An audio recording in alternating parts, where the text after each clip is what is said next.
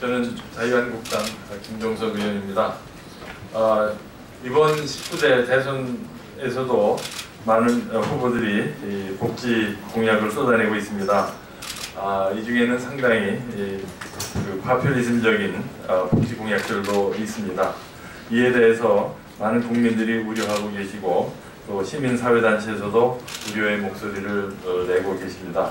오늘 이 자리에는 이런 우려를 불식시키면서 우리나라의 복지를 더 튼튼하게 만들기 위해 우리 사회복지계를 대표해서 전 보건복지부 장관을 역임하시고 국회의원을 역임하셨던 한국사회복지협의회 서상모 회장님께서 함께 해주셨습니다. 오늘 19대 대선 후보들에게 드리는 사회복지계의 재현이라는 주제로 대선 후보들에게 의견을 전달해 주시겠습니다. 서상모 회장님을 소개합니다. 감사합니다. 안녕하세요.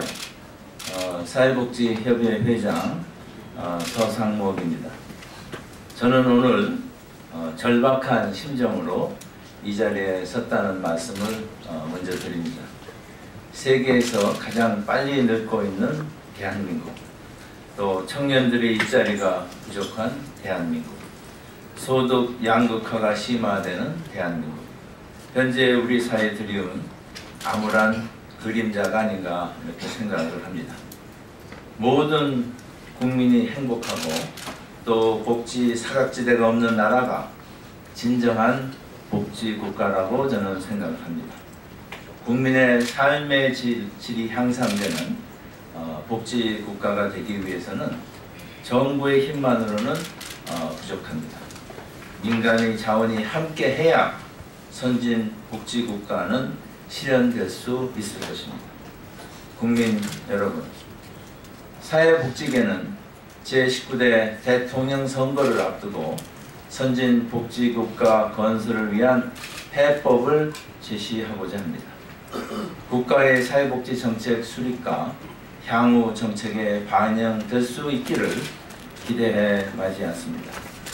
대한민국은 복지국가의 길로 나아가야 합니다.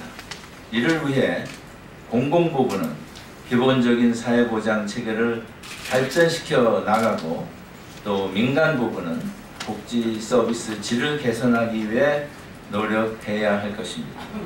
사회복지계는 사회통합형 복지국가 건설을 위해 다음의 5가지를 제안하고자 합니다. 첫째, 민간과 공공이 함께하는 사회복지 전달 체계를 구축해야 합니다. 둘째, 사회복지는 규제의 대상이 아니라 육성과 지원의 대상이어야 합니다.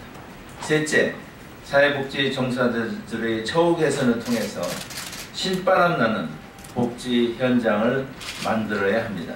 넷째, 기업과 지역사회는 함께 성장해야 합니다. 다섯째, 온 국민이 함께하는 나눔 문화를 만들어야 합니다. 국민 여러분, 방금 언급한 5가지 제안의 구체적인 실천 방안을 말씀드리겠습니다. 우선 공공과 민간의 협력적 파트너십이 이루어지도록 해야 하겠습니다. 지역사회에서 공공과 민간 부분의 협력 강화를 위해서 지역사회보장협의체와 사회복지협의회가 이미 설치되어 있습니다. 민간 협력 강화를 위해서는 모든 시군구에 사회복지 협의회 설치를 현재 임의사항으로 되어 있습니다만 이것을 의무사항으로 하는 등의 사회복지사업법 개정이 이루어져야 할 것입니다. 이를 통해서 두 기구가 긴밀히 협력을 한다면 지역사회복지 발전에 크게 기여할 수 있을 것입니다. 또한 지역사회보장협의체에서 시군구 사회복지협의회 회장이 민간 대표협의체 위원장을 당연직으로 맡게 된다면 민간 협치가 가능해져서 현재 정부가 추진하고 있는 읍면동 복지허브화가 효율적으로 실현될 수 있을 것입니다. 그리고 사회복지 규제 개혁은 반드시 제로 베이스에서 시작되어야 할 것입니다. 사회복지 규제 혁신을 위해 정부에 민과 관이 함께 참여하는 사회복지 규제 혁신위원회를 설치해서 사회복지 규제 정비 계획을 만들어야 할 것입니다. 사회복지 부분은 취업 증가율이 전 산업 대비 6배 이상 증가할 전망이기 때문에 현재 우리 사회가 안고 있는 고용 없는 성장을 해결하는 매우 현실적인 대안이 될 수 있을 것입니다. 따라서 사회복지의 규제를 완화 또는 폐지해서 다양한 사회복지 일자리를 창출해 내야 합니다. 이를 위해 보건복지부에 보건산업정책국을 신설해서 복지산업 육성을 체계적으로 지원할 것을 건의드립니다. 사회복지는 휴먼 서비스입니다. 사회복지 종사자들이 적정한 임금을 받아야 사회복지 서비스를 제공받는 국민들에게 질 좋은 서비스가 전달될 수 있을 것입니다.